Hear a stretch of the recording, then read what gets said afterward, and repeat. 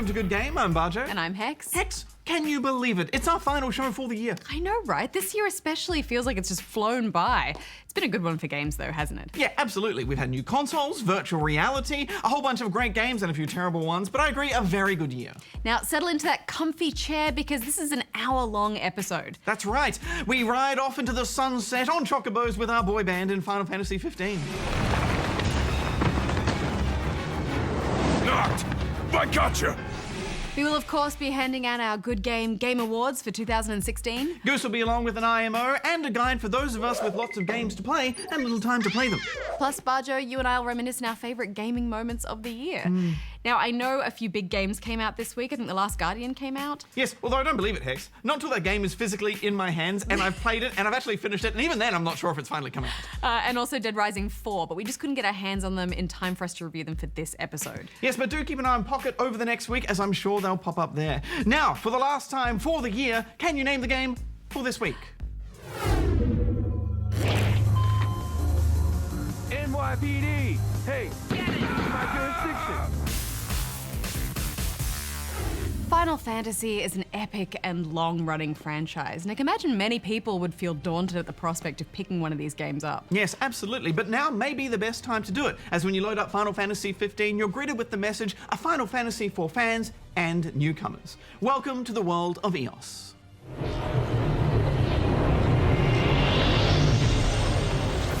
I am! Right there! Your time has come.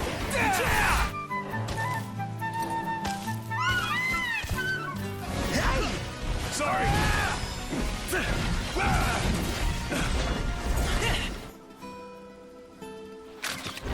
Oh, hi there, opening.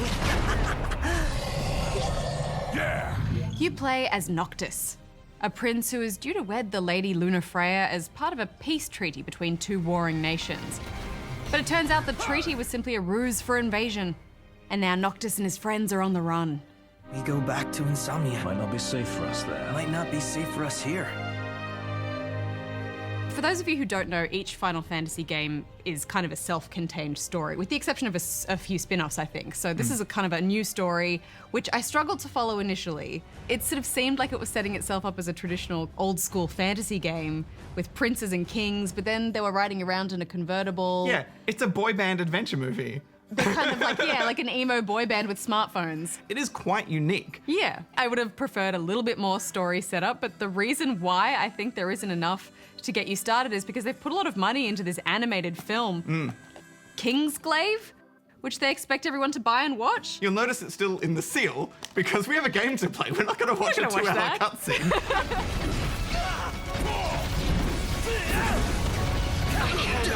Be defeated.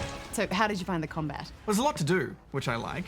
It's all about real-time combat with lots of blocking, counters, and slashing away with your weapons. You're pretty much just holding circle and moving around enemies, trying to hit them. I found it all really messy, but there's still a lot of strategy to the things you have to do in each fight. Yeah, a lot of that kind of phase warp thing, and also just managing the health of your party as well, and Yeah. your magic and stamina and all that kind of stuff. I really like switching between weapons because, certain weapons are better against certain enemies, and it's very easy to see when your weapon isn't doing much damage and when a certain other weapon is doing heaps. But I did struggle with the camera just a little bit, because the game encourages you to circle behind enemies and hit Yeah. them for a blindside attack, and then they're knocked down sometimes, and everyone just lays into them. But because there's so much going on and the camera's not really staying locked on to an enemy like it does in other RPGs I'm familiar with, I found that I wasn't really utilizing that attacking the back. I was just trying to keep an eye on what's happening with all my boy band going nuts. Yeah. I really like that they give you magical attacks as well with, you can kind of absorb elements from around the environment and turn those into elixirs that you can use in battle, and just being able to go in with your first attack being some massive thunder attack or fire or something like that is always really cool. That feels satisfying to me. What did you think of the creature design? Yeah, I liked it. I mean, again, it was very reminiscent of Monster Hunter, Dragon's Dogma, where they're quite large enemies that are really fun and exciting to fight. Although I did fight a Titan at one point where you're kind of just attacking the hand, which feels very old school God of War and quite dated. Yeah. I liked how they just threw level 15 stuff at you and you were level 8. You're just wandering around and suddenly this weird tiger thing out of nowhere. It's like a random. This isn't working, but you can just run away. Yeah. But I don't want to. It doesn't feel like the thing to do. I kind of clicked into that gameplay loop of questing and exploring and and investigating things. Yeah, and I think just the way the environment is designed, there's lots of creatures and things that will always trigger encounters that makes gameplay really exciting. Those big hunting quests were my favorite because that just reminded me of Monster Hunter or The Witcher or something like that, where you got to take down a massive beast and then you get a good reward at the end. Yeah. And I think half the battle as well is often just finding the thing. Like some of them are really well hidden, and just finding access to where that monster is involves a bit of hunting for clues in the environment, sort of broken trees, that kind of thing. So, the glaive is through here? Most likely. Let's see for ourselves.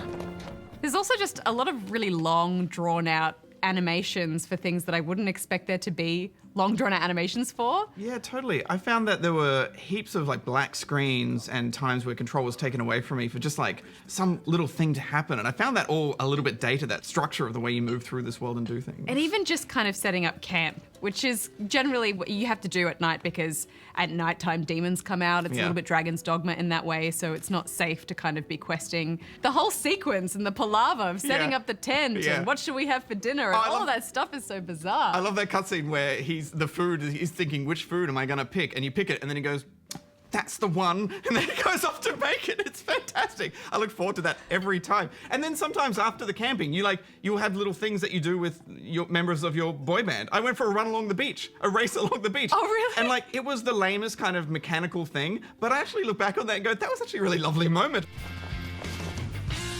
Yes! Well done, Noct. This is the first time Final Fantasy has really properly gone open world, so I think navigating the map in general was the thing that I had the most issue with. You can't really fast travel a lot initially. You can't really drive the car at all to start with. You have to wait and watch it drive along. Yeah, but I think all of that kind of develops. Eventually the car will fly and all that kind of stuff, and I think you can get around a lot more. Yeah. But get used to running, get used to long on-rails car trips, like Entourage style in your convertible, and of course, get used to a whole lot of chocobo fun. Oh, they're so beautiful. And everyone in your team gets one. And you ride off together in this magical, so Japanese boy band chocobo adventure. It's just so funny because they all look so like, you know, emo tough in their like black outfits. And then you're riding these like bright yellow chickens. Stop bitching, start killing. Well, let's move on to the look of the world. Visually, I found this game a bit of a mixed bag. Like, there were moments where I'm like, oh, that's quite beautiful. And like the cities I thought were quite lovely. But then I was looking at textures and kind of walls and invisible walls and stuff. Moving around the world just felt really last gen. Yeah, I don't know that I'd necessarily say last gen, but yeah, it wasn't anything particularly special. And you kind of associate Final Fantasy with looking quite beautiful and lush, don't you? Yeah, definitely. There they are. And the quests themselves felt pretty epic to me. Yeah. You know, like that, they were much more epic than I expected. I mean, there were some fetch quests. I did do a quest where I had to collect 5 frogs for a scientist for her research about the environment. How many times have we done that? Every single fantasy game ever. Yeah. Get your own damn frogs. Nice work, Noct. So there's a lot to do in this world. Yeah, although fishing can get lost. Oh my gosh, and the quest was so lovely. There was a little kitten, a stray kitten that was hungry, and they were like, go off, learn how to fish, and then you can give this cat some food. I was like the all right, fishing. off I went. Worst mini game ever. You just Oh put my it in the lure. gosh. It was fun, like making the fish. No, the cat can starve. In fairness, way. I didn't catch a fish that I could feed to the cat for some reason, so I just went and bought some fish. Yeah, because you had to get a specific fish. Yeah, no, that can because the bugger cat off. had very specific tastes. What? Oh, So Hex, what did you think overall? Is this a Final Fantasy game for you? Yeah, I mean, I think they really delivered on their mission statement of creating a game for fans and newcomers. I still don't know why you can't just spawn your car to your location. I just find it baffling. I think you kind of have to earn that though, you know, just like an MMO. If you got a mount from level 1, you know, it wouldn't feel that good. But when you finally do get to ride the chocobo, like that was an amazing moment. Now I can go a Yeah. bit faster. You have to earn it. Yeah, and you can put points into things that give you buffs, you know, if you're spending a lot of time in the car or a lot of time on the chocobo to kind of sweeten the deal. But Customize them. I don't know, who's got time for that, man? I think a lot of my issues with this game stem from the fact that I'm a real traditionalist when it comes to fantasy, and Final Fantasy is anything but traditional, but it's still so much fun. Yeah, there are a lot of things that feel dated to me, but still I managed to click into this Final Fantasy game more than most of the others. I think it's because they have made it accessible. That gameplay loop of just questing, I enjoyed just the whole process of it. And I like that they've tried to make the world feel alive too. Although I do feel like all the people in this world are kind of out of it. You know, they kind of just wander about and stop and turn and then wander back. They're all a little bit weird in the head, I think. Strange caricatures of people, aren't they? Well, we're not going to score this because I just don't feel like we've been able to put enough time into this huge, epic, sprawling game. But I am going to keep playing it, which says a lot, I think. Yeah, me too. You know, I'm not a huge Final Fantasy guy, but this has made me quite Final Fantasy curious. Well, now it's time for our first award of the evening.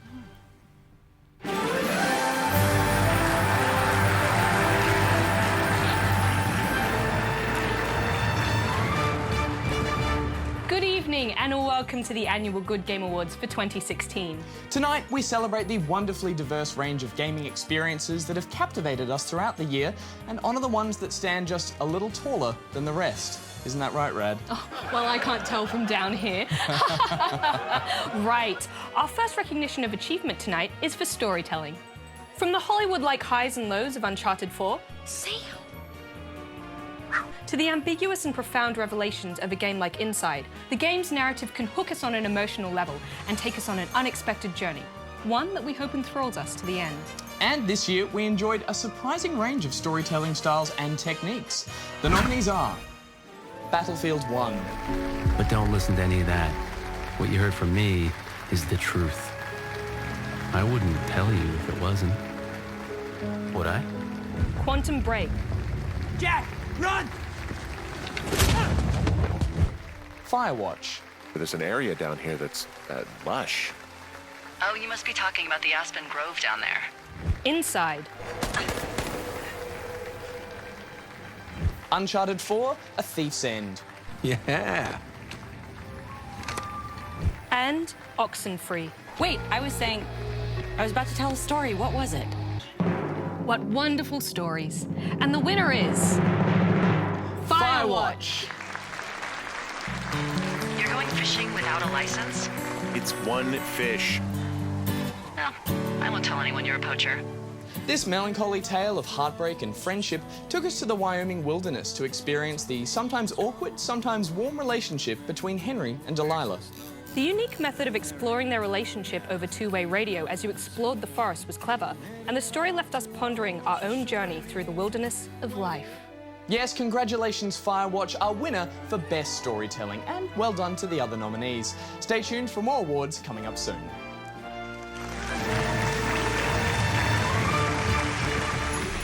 Hi, I'm Arnie Meyer from Naughty Dog, and Merry Christmas, good game.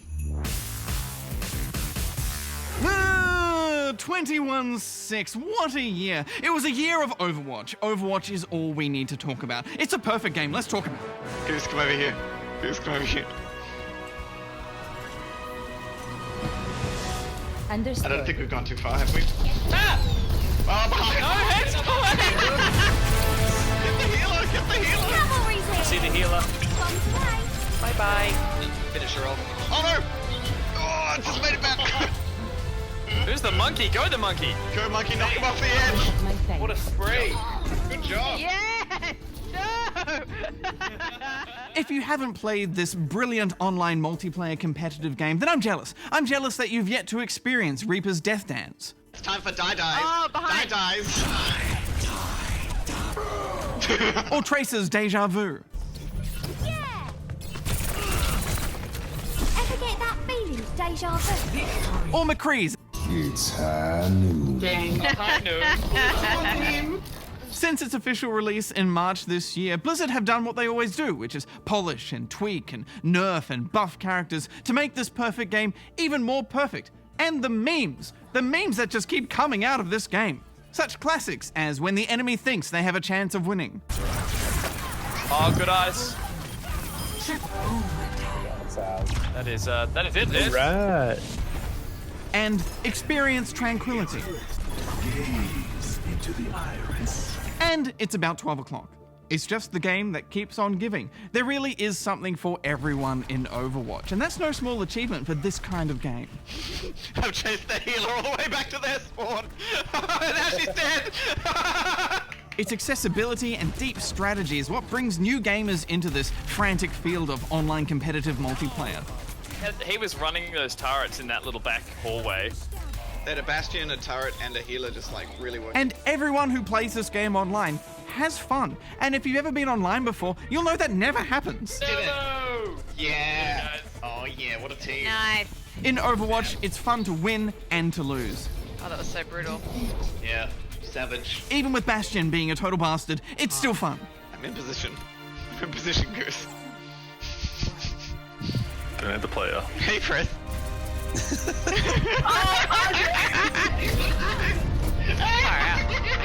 Oh, I can't even get out.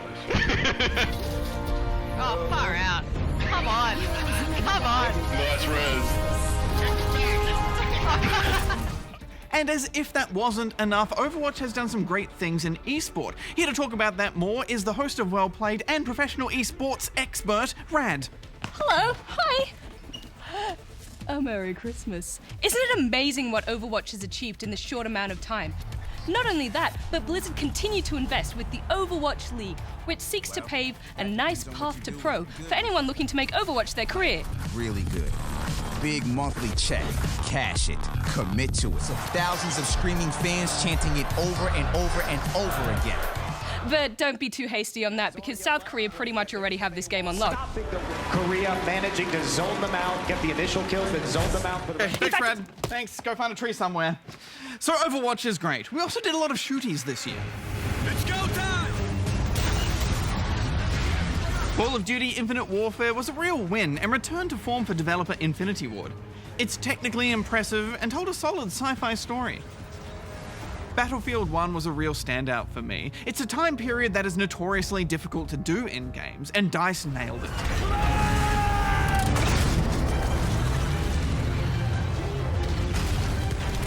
It's difficult to tell stories in World War I for a few reasons, because gameplay-wise, the weapons and technology isn't as interesting on the surface. For example, you can't put a night vision scope on a Lee Enfield rifle. World War II games are much more common. In World War I, there's no clear villain that gamers can understand well, and the developers can build a hero story around. There's no Hitler in a mech suit to shoot rockets at. Watch out, wipe out. Coming right for you. I got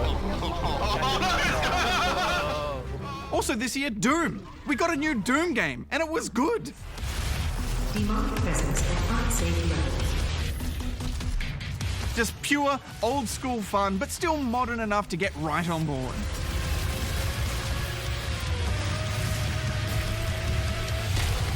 Look at this game. Look at how much fun this is.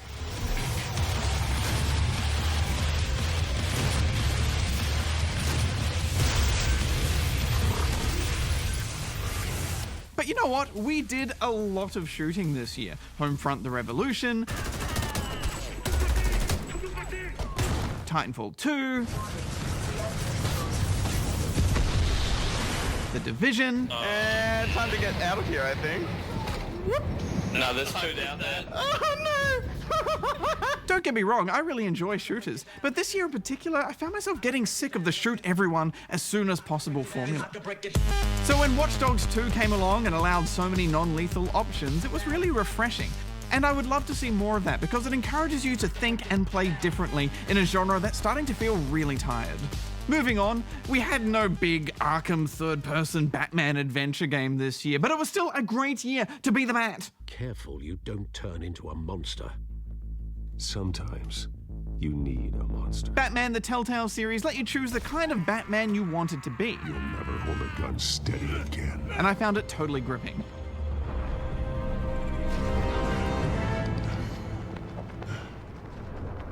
But the real highlight was Arkham VR and actually being inside Batman. Have you met my dead parents? Oh, friend.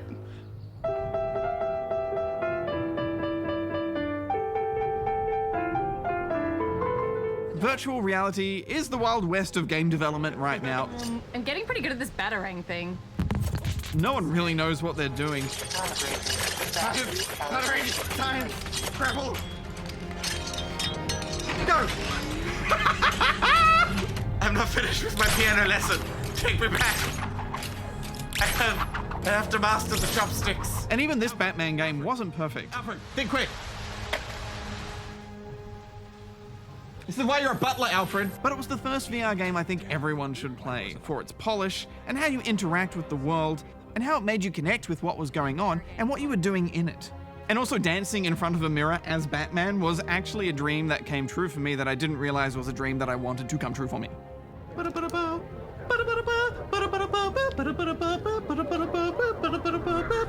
Also, it would be weird for me not to mention Dark Souls 3, or as I like to call it, Dark Souls 100% Hits Volume 3.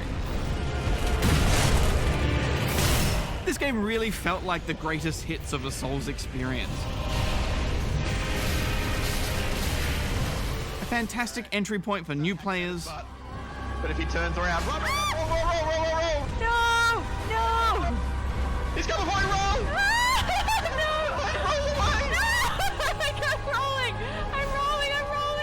And a bit of an all-round tops Souls game.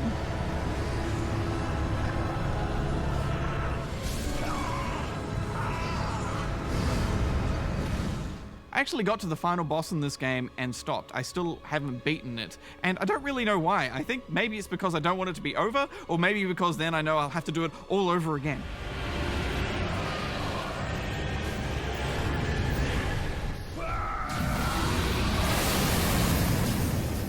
This year also capped off my 10th year at the ABC, and our anniversary episode was a personal life highlight for me.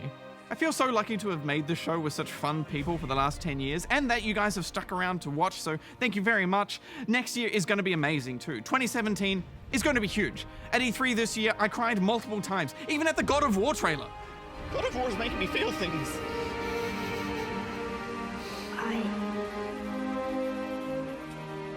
The games were just so emotive, and I think that speaks to the way that games are evolving and changing and how they're connecting with us in new ways. Also, next year we have a whole bunch of new consoles to play with, so it's going to be a great year for frame rates as well. Merry Christmas, Badger. Thanks, Rad. Thanks. Oh, the joke. What do hedgehogs have for lunch? Prickled onions.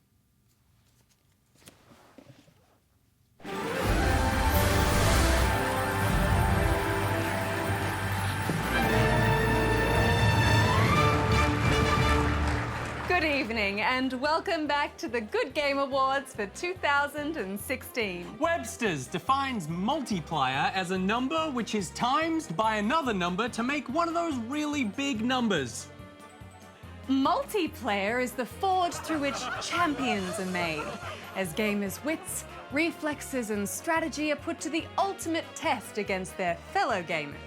And to quote someone, 1 is the loneliest number that you will ever do. So to celebrate those games that brought us lonely gamers together and multiplayed us into an even bigger number, I present this year's nominees for Best Multiplayer Game. And the nominees are... I think we're doing great. Titanfall 2.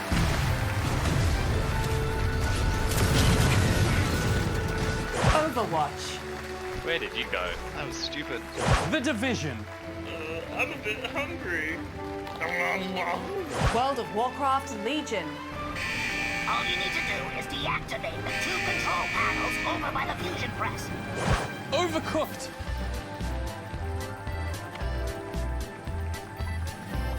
Battlefield 1.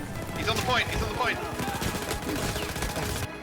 Some truly exceptional contenders there, but only one can be placed at the top of the leaderboard. And the winner is... Overwatch. Oh, yes. Oh, feels good. Oh, we got this, guys. We got this. Get in, go. It was a sniper. Oh, where is it? There it is. No. There's always a sniper.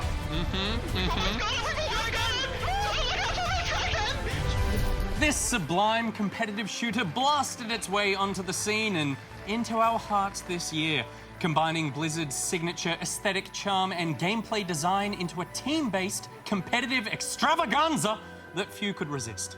Yes, and combining a wide array of diverse characters with unique skills and playstyles meant there was a little something for everyone. Congratulations to Overwatch and, of course, all the other nominees. Stay tuned for more awards coming up after these messages. from our sponsors here on the ABC.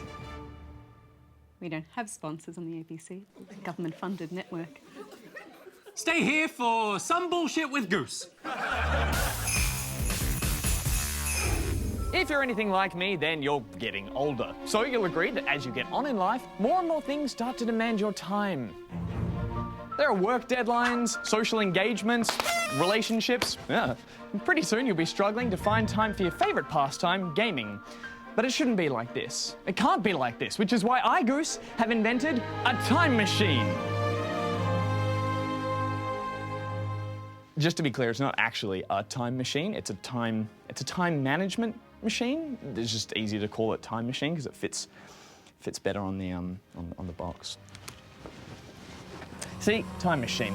Okay, let's do this. Still don't think I was clear. This isn't really a time machine. It's more.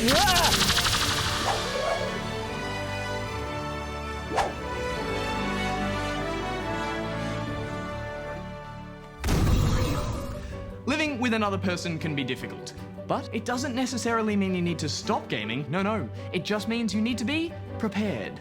Come on, Bajo, we'll be late for the movie. Say you're just about to head out of the house, but the other person isn't yet ready. Well, that's 15 minutes you could be using for gaming. But if you're not prepared, those 15 minutes might be squandered on booting up the console, signing into your profile, and even loading the game. I'm just gonna have a quick shower. Hey, can you feed the cat while I'm in here? Oh. Well, we can't be prepared for everything. In today's fast-paced world, it's vital to focus on what's important and abandon everything that isn't. Clean house. Clean house for who? It's only me. I don't care if it's dirty. Meet John. Well, I've already met John. He's like my oldest friend. Sleep. I'll sleep when I'm dead. Put out the garbage for bin night. No. That's exactly what they'd expect me to do. Remember, video games come first. Life comes second. Dodo. But if worst really does come to worst and you can't find time to schedule gaming in the small gaps between your responsibilities, well, why not try combining them and multitask? Only got an hour to call mum, eat dinner, exercise, and game? No problem. Hey, Mom! Yeah, no, of course I'm looking after myself. Exercising heaps, frog out! Eating healthy. Oh, I mean healthy right now.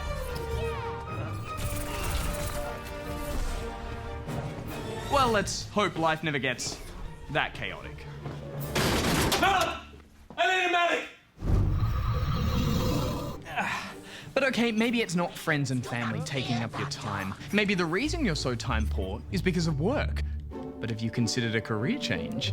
If you work in retail, maybe get a job at a game store. A designer, games do need to be designed. If you're a lawyer, you could focus on entertainment law. Heck, you could even go so far as to work for one of those religious organizations that think video games are evil. And think about it, that way you get to play all the evil video games you want, and it's all research. It's all billable hours. Oh, it's terrible, isn't it? Just kids these days. Nicely done. Yes! But look, if a career change seems like a bit too much work, then sure, you could quit your job. I mean, people quit their jobs all the time. And think of all that time that could be used for gaming. Think of all that sweet freedom. Is it the money?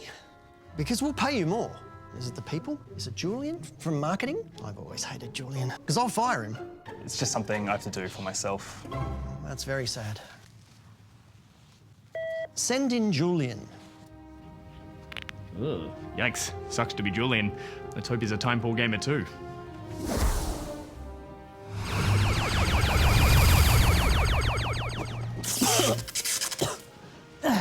At the end of the day, hobbies are important. Not only do our interests define us, but they keep us sane. They keep us calm in the storm that is life. I mean, look at me. Look how sane I am.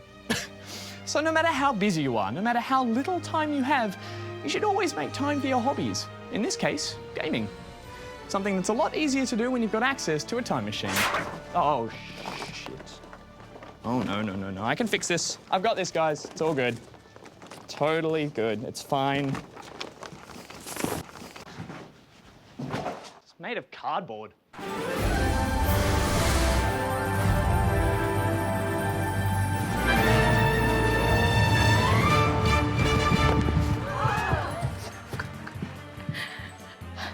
Welcome back to the Good Game Awards for 2016. Now, many games shoot for the stars with bold, ambitious ideas from the minds of many talented individuals. And of course, with big ambition comes big claims. But all too often, it's the biggest claims that make for the lamest games. So tonight, in recognition of all those games where the hype train went off the rails, crushing the dreams of gamers with its runaway carriages of false promises, we present to you the Big Claim Lame Game Awards. And the nominees are... Star Fox Zero. Recall. Whoa, careful, boy. It's a long way down. Homefront, The Revolution. But then I was transferred into the logistics department. Mighty Number 9. Less than fine. Much less. These robots gone wild are tearing the place apart. No Man's Sky. And Mafia 3. You tested me in ways I don't like, Lincoln. Eventually, I'll have nothing left to give. And the winner is... No Man's Sky. No Man's Sky.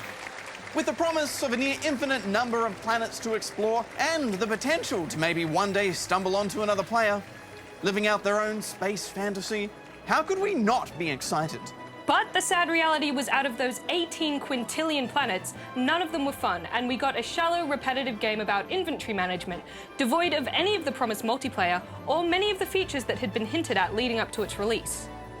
It was a far cry from the exciting gameplay we expected. Rarely have claims been bigger and games been lamer, so congratulations, No Man's Sky, and to all the other nominees. At least you dared to dream big. Maybe just don't promise this much next time. Now, Bajo, while we're emotionally low, it seems a good time as any to honor the video game characters that passed this year. And fair warning, we're about to show you some big spoilers. So, without further ado, good games in memoriam for 2016.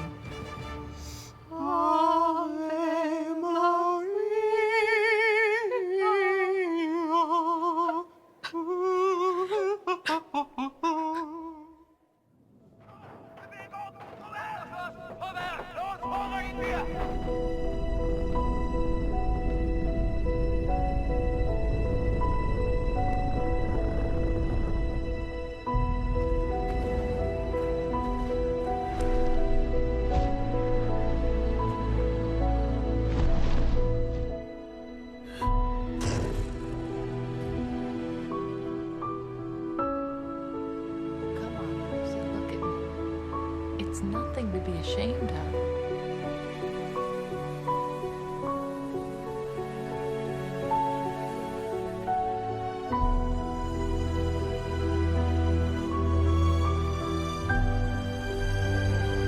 In the flesh.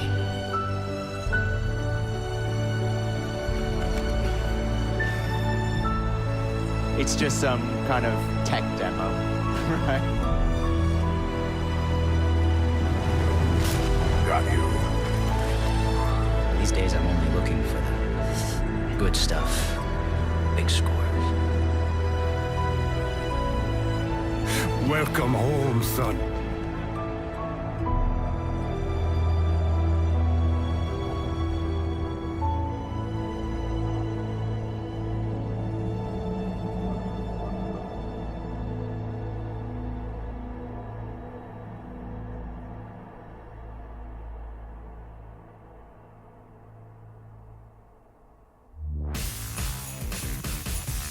It was the best of times.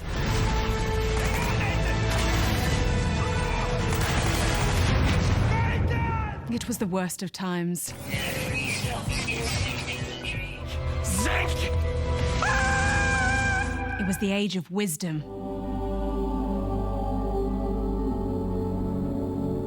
It was the age of foolishness. I'm not scared of this yet because I haven't really run into you. Why did you hide in the cupboard?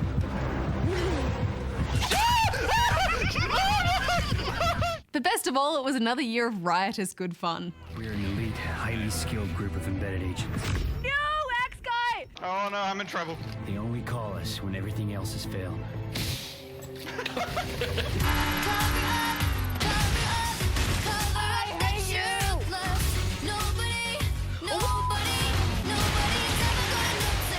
Oh wow, what happened?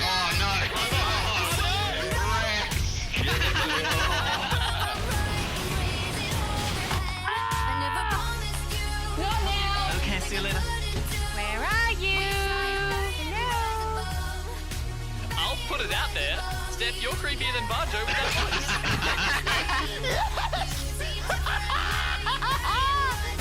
He's got a ball!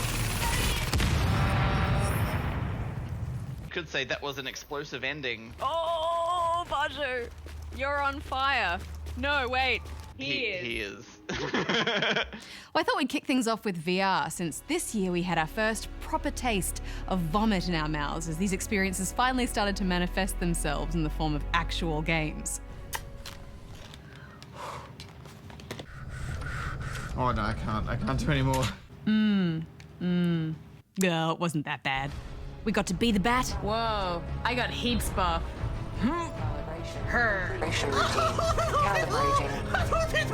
Explore space.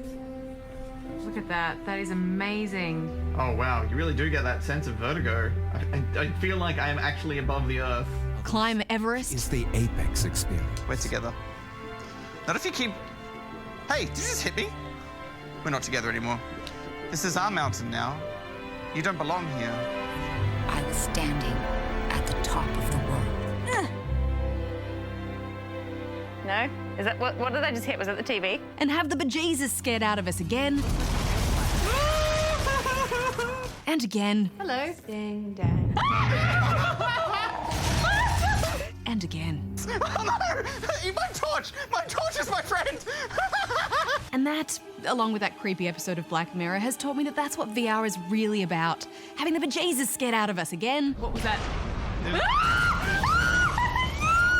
And again. I died! Oh my god. And again. Pigman. It was also a year of more Witcher 3 with its biggest expansion yet, Blood and Wine. Faster, brave kid, Guillaume. I mean, if this is not the game that just keeps on giving, I don't know what is. Right, Geralt. Let's sum up what we know so far. And not just a handful of token missions either. They threw in another, 30 or so hours of rich, detailed content in our direction. Bliss. It was also a year in which game launch timing was crucial. We saw games like Battleborn and Overwatch release within close timeframes of one another, offering a similar experience. And while the slick Blizzard juggernaut proved the victor, I also want to acknowledge what Battleborn tried to do with its spin on the team-based shooter. With tower defense elements to mix up the action on the field and a unique animation style, it aimed to forge its own path. Turret building time. Do not fear the dark. In the end, though, Overwatch's near flawless design and well-balanced cast of stellar heroes meant that it was ultimately the one we stuck with. And Battleborn sadly slipped into the past. The lead up to Christmas also gave us 3 brilliant shooters, and again, timing can play a crucial role in whether these games find success. Titanfall 2 was easily my favourite shooter of the year. Those masterfully designed levels filled with platforming puzzles and teleporting through time, and huge mech-on-mech Titan battles. What a ride! Not to mention my new best friend, BT7274. Got you. Hashtag BFFs for life. He was one of my favourite characters this year. But sandwiched between the release of Battlefield and COD, it just didn't get the recognition it deserved. That is why you cannot win. Well, let's talk indies, because they always make up a decent chunk of some of the finest gaming experiences of the year. That Dragon Cancer was one family's story about not only their struggles with their child's disease, but their own faith in the face of such a heartbreaking struggle. Although a little clunky in its design, it was one of the most deeply personal and powerful journeys I've been on to date. And yet again proved how choosing to share experiences like this through the medium of video games can be so uniquely affecting. My default assumption is that my thoughts and passions and loves and the stuff of my being are insignificant. Abzu, a spiritual successor to one of my all-time favourite games, Journey, took us to the depths of the ocean to uncover the mysteries of a lost city, carried by the glorious musical composition of Austin Wintory.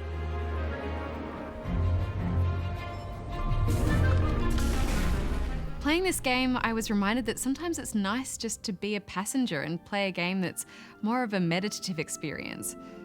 An alternative tool through which we can appreciate life and beauty.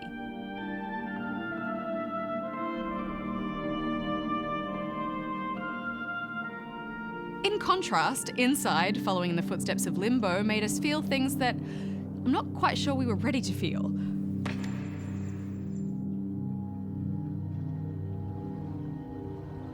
But that deep-rooted gloominess with subtle undertones of hope are what developer Playdead have made themselves known for. But this year's indie winner for me was easily Firewatch. Perched high in a watchtower in the middle of a nature park, we're left to not only discover the mysteries of the forest and the rangers who kept watch over it before you, but also the reasons why your character, Henry, has chosen this life of isolation. When storytelling is told in such a unique way through the developing relationship of two characters, the result for me is not only powerful, but filled with the kind of depth and maturity that I seek from games now. It was easy to see why it grabbed so many people and refused to let go. You got to know Brian a little bit? Yeah, I talked to him way more than I talked to Ned, that's for sure. How was he at, spotting fires? Better than you. He actually liked to stay in the tower. I will talk briefly about arguably the year's biggest disappointment, No Man's Sky. Multi-tool and mining laser attachment operational. We all wanted to love it. We really did. When our disc copies arrived in the office, they came with an almost desperate plea from the game's creator, that we might understand the difficulty and the torment that he went through trying to have his game live up to expectations. And while I did enjoy my time exploring new, procedurally generated worlds, a lack of direction and substance meant it was sadly short-lived. A new patch has brought in some of those features we were all craving, but unfortunately I think it's a case of too little too late. Which brings me to my happiest gaming memory of 2016 and my game of the year, the resolution of one of my most loved gaming franchises to date. We've been all over the world with Nathan Drake, and now it was time to say goodbye to the wisecracking treasure-hunting hero with one last adventure in Uncharted 4: A Thief's End. It took a long time for him to get out of this game. Okay, he's meant for this life. You really believe that? Nathan, we were meant for this. You and me together. We're gonna go far. I don't even care about the treasure. If you're done lying to me, then you should stop lying to yourself. What can I say? My love and appreciation for Naughty Dog's flawless game design remains as passionate as ever. Mostly because it's through their games that I really see gaming as a medium truly elevated into something intelligent, without sacrificing all that action and excitement that we crave. Be careful.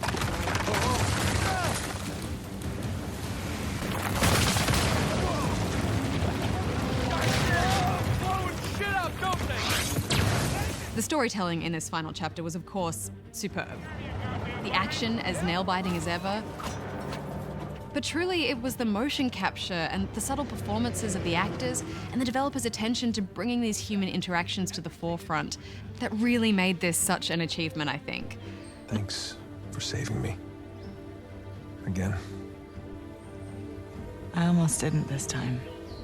Not only was Uncharted 4 the most wonderful blend of narrative and glorious gameplay, but it ended a 9-year love affair with this franchise more perfectly than I could have ever hoped for. And now it sits nestled in my heart with nothing but the fondest of memories. And remastered on my shelf, just waiting for me to pick it up and start the adventure all over again. Hi, I'm Chuck O'Shea, creative director at the Coalition. Hope you guys are enjoying the new Gears of War 4, and Merry Christmas and Happy Holidays to everybody from Good Game.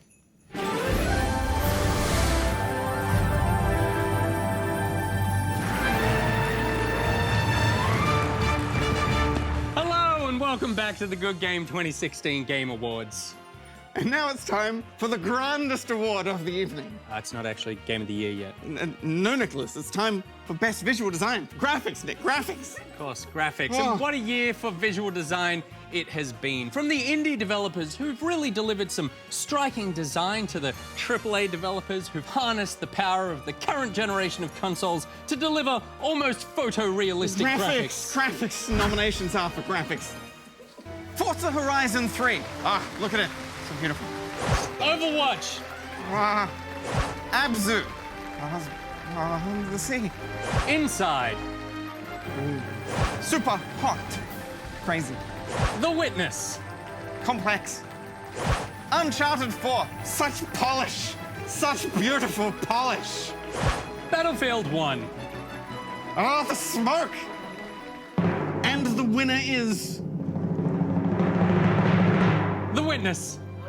Really? Yeah, that's what it says in the card. Has the card seen Battlefield 1 or Uncharted 4? Don't argue with the card on stage. The Witness used beautiful, clean colours and sumptuous design to build a world that was as much an art gallery as it was a video game. And the most incredible achievement is the way it incorporated its visual design into intriguing and clever solutions to its brain-bending puzzles. Oh, well, when you put it like that, Nick, you're absolutely right. Congratulations to The Witness and all of the nominees. But don't go anywhere, because next up on the awards list is Game of the Year, coming up after this. It says here it's The Witness. No! 2016. Wow, you sucked. I mean, seriously, we watched as the world seemingly went from crazy to crazier.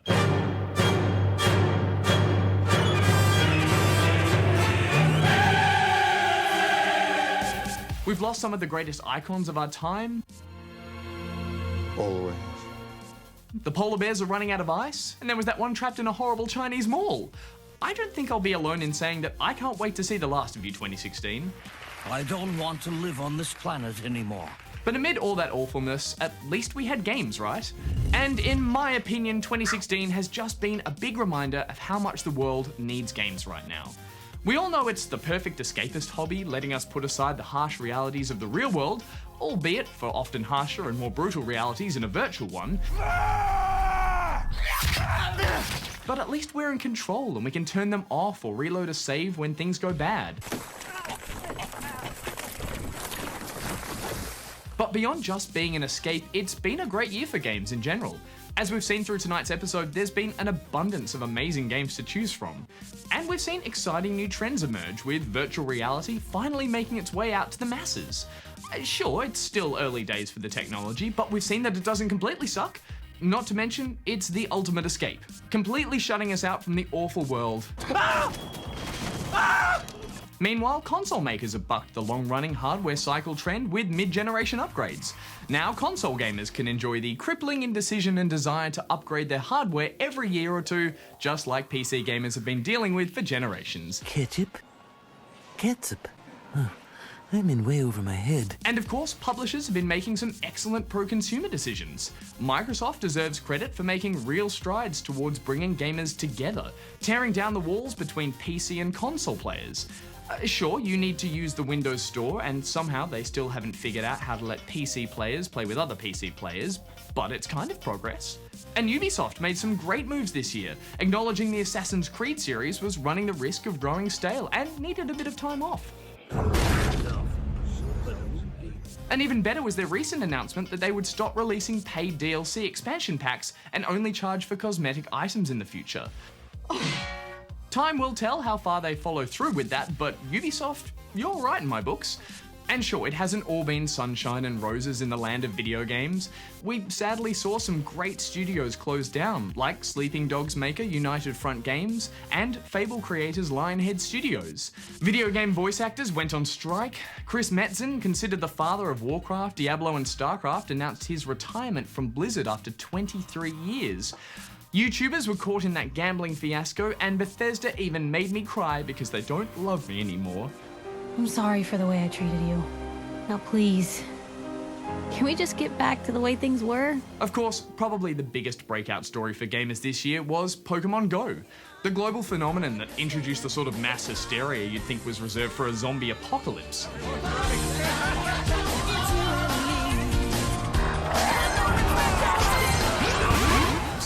But what it did that I'm most thankful for was inject some of the joy and innocence of video games out into the real world. No matter how awful the world around us gets now, we can always take heart in the fact that there's a Zubat or a Rat-a-tat nearby waiting to be caught. So many Zubats. So thanks, video games. I don't know how I would have made it through this year without you. But what about you? Has 2016 been saved by gaming for you too? Don't let us know on social media because we won't be here to talk about it. But thank you to everyone who has taken the time to share their opinions about my opinions this year. And thanks to those who just sat there and listened to me rant. Which reminds me, another thing that's been pissing me off. He knows we're not recording right now, right? Who knows? Some say if you listen closely enough, you can hear him having opinions from anywhere in the world, like a angry little goose just squawking on the wind. Should we just leave him like this? I don't care, I'm going home. Bye.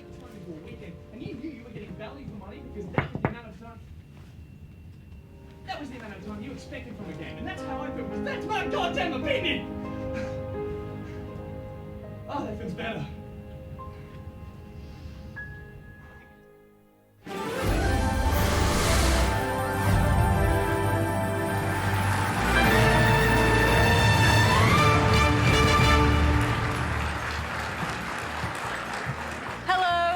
Welcome back to the Good Game Awards for 2016. And what a night it's been, Bajo. Oh, Hex, it's been a night of winners and losers. But now it is time to find out who is the very biggest winner and who are the very best losers. It's time for the Game of the Year award.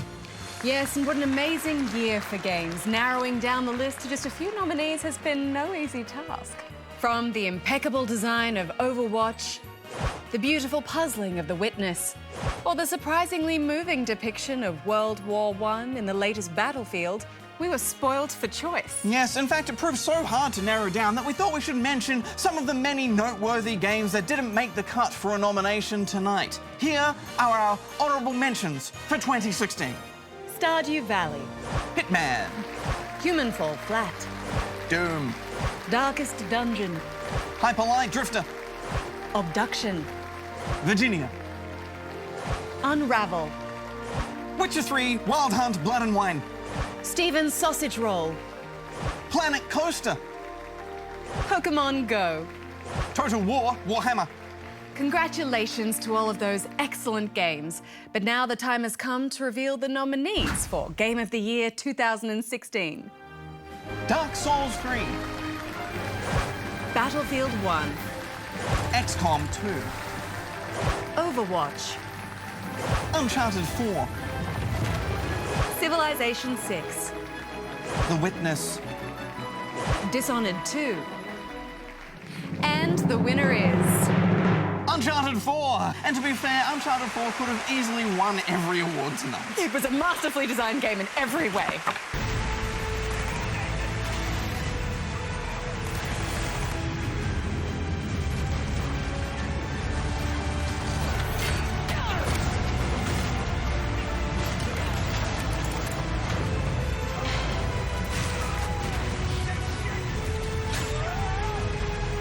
It featured superb storytelling, which gave us believable characters and some beautifully crafted intimate moments, and a moving ending that wrapped up the story of Nathan Drake with impeccable style and grace.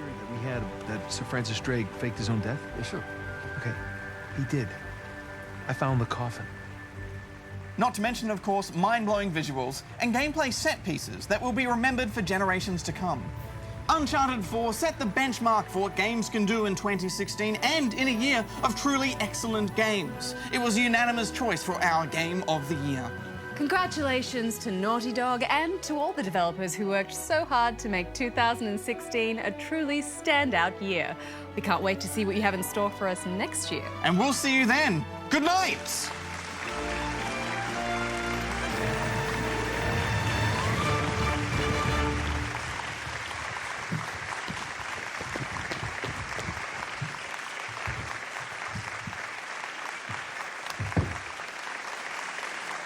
Where's the door? Well, we are almost at the end of the show, but we just wanted to say a quick thank you to everyone who entered our Name the Game competition. The winners have been notified, but here is a quick look at some of our favorites.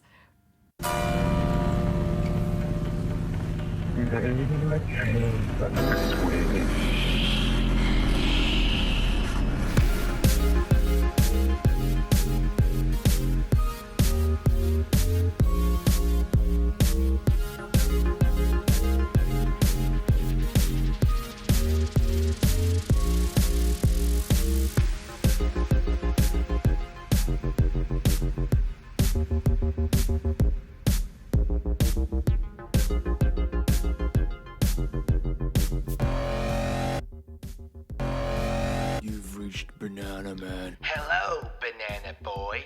Have you named the game for this week? Yes.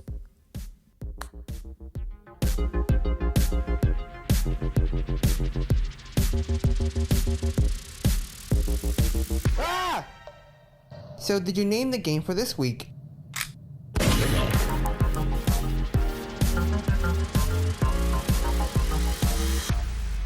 So if you think you can handle the heat, did you name the game for this week? Such creativity, Hex. But of course, we could not resist making one more of our own. Terribly sorry for the inconvenience. You will get a partial refund for your experience, of course.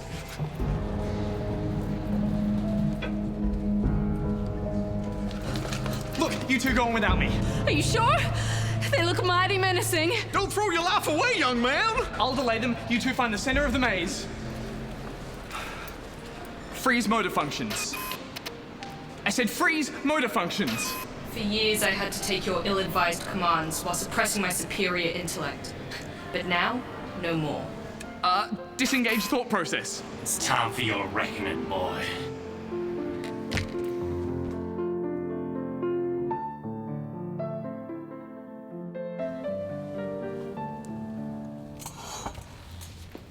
I've been waiting for you two. The maze has been waiting. This is it, Bajo. We're finally gonna reach the center of the maze. Oh, wise game master, tell us all you know. Come closer.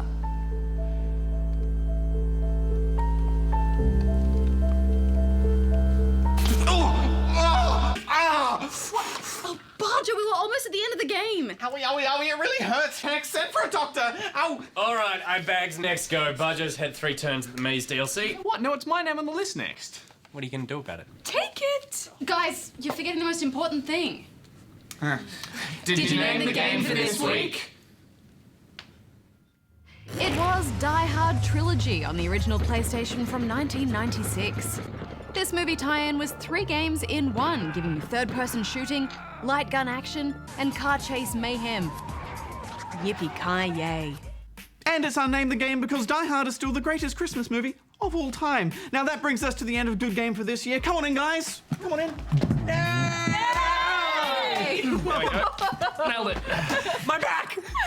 Now, this is our last episode of Good Game, but Pocket's still going to be around for a little bit longer, isn't it? Correctamundo! We'll be on until the 16th of December, or the ABC revoke my pass, whichever one comes first. Excellent. Well, stick around, because after the show, there's the brilliant documentary Play to Win. It follows the trials and tribulations of developer Halfbrick as they release games like Fruit Ninja. Now, we will be back next year from mid-February with another full year of gaming ahead of us. Thank you so much to everyone who's watched the show this year and who's come to see it at conventions and the comedy festivals. Yours didn't even work! And a big thank you to everyone at the ABC who helps us make our many, many shows. Now, executive producer and creator of Good Game Sidski is leaving after 10 long years, but because she's our boss, she's made a special request, and that is that the entire crew of Good Game join us on the set for the final ep. So come on in, everyone. In you come. Non-screen talent on camera. Hello. And sound recordist Grant. Yep. Come on, Grant. Hello. You too, JP. Camera guy in. Come on. Come on, JP. Yay.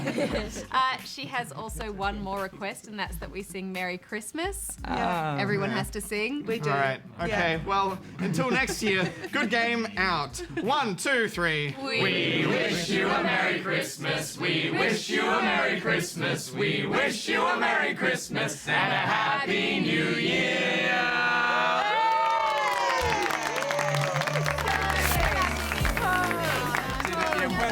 Well done, everybody. Well done, Grant. Well done, Grant. Grant MVP. Go, Grant. This is like a crazy. What?